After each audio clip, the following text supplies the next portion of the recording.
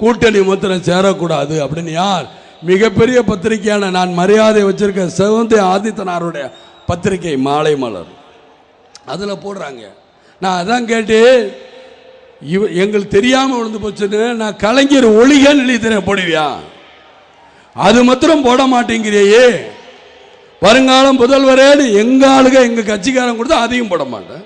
ஆனால் இதை மாத்திரம் எப்படியா போடுறேன்? என் கட்சிக்காரங்க பேரை கொடுத்தா காசு கொடுத்தா யார் வேணும் நானும் காசு கொடுக்குறேன். கலைஞர் ஒளிகன்னு போடுங்களேன், ஏன் போட மாட்டேங்குது? கலைஞர்கிட்ட ஒரே ஒரு கேள்விதான் கேட்பேன்.